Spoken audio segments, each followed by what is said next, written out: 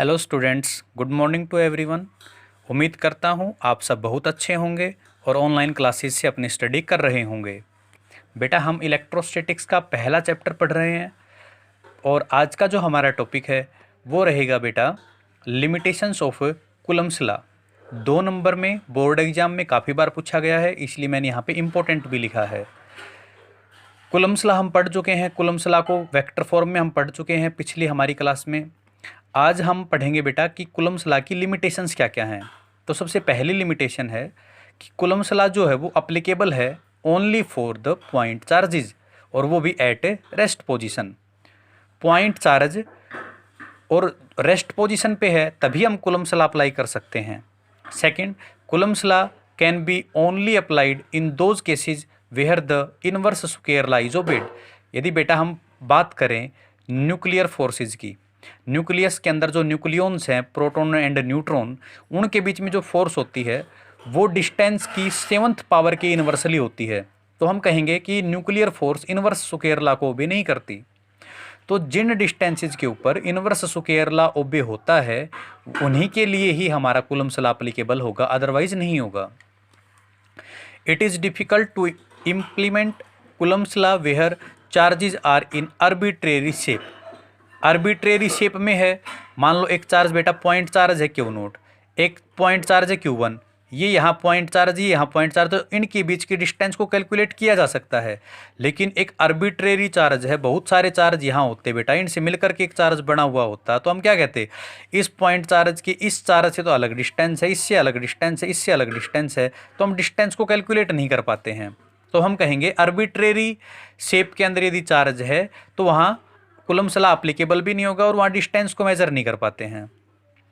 Next बेटा और last limitation, the law can not be use to directly calculate the charge on big planets. Big planets के charge को calculate करने के लिए भी हम कूलम्ब्स लॉ को एप्लीकेबल नहीं कर सकते हैं बेटा। नेक्स्ट हमारे पास है बेटा आज का हमारा अगला जो टॉपिक है वो टॉपिक रहेगा बेटा कंटिन्यूस चार्ज डिस्ट्रीब्यूशन। एक बार डेफिनेशन से मैं आपको बताता हूँ कंटिन्यूस चार्ज डिस्ट्रीब्यूशन है क्या। A system of large number of closely shaped charges is known as continuous charge distribution.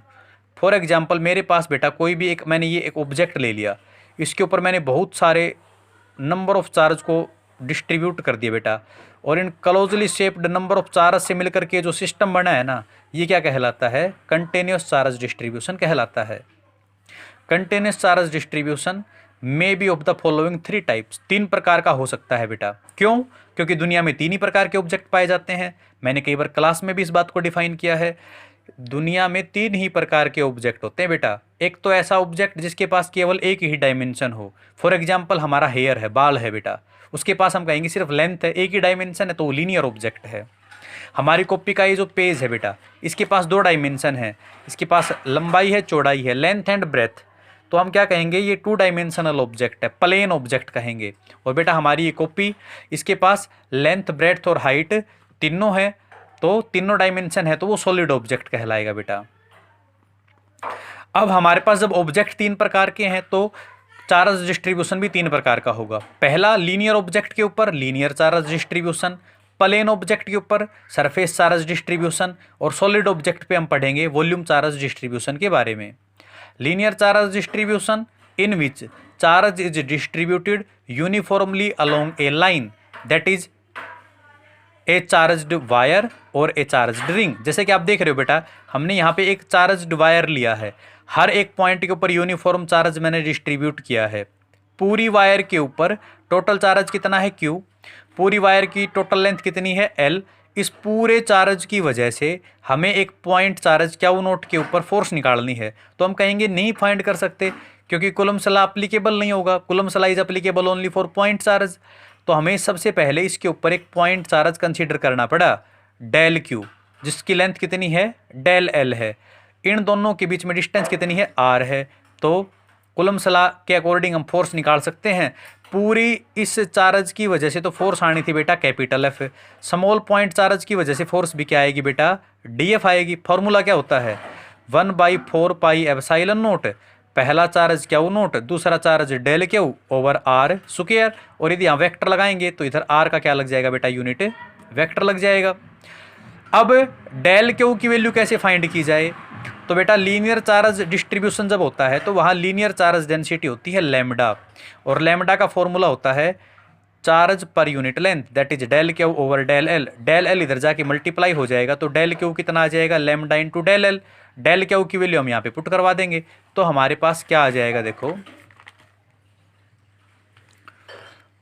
यहाँ बेटा डी एफ हमारे पास हो गया Q naught del Q over 4 pi epsilon naught R square, और वेक्टर लगाया है तो आर का यूनिट वेक्टर।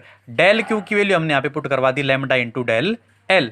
अब हमें डी एफ थोड़ी चाहिए, हमें तो कंप्लीट फोर्स चाहिए, तो दोनों तरफ क्या करवा देते हैं बेटा? इंटीग्रेशन कर देते हैं हम।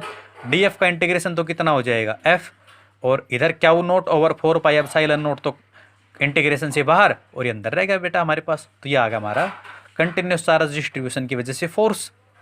Same as it is next topic.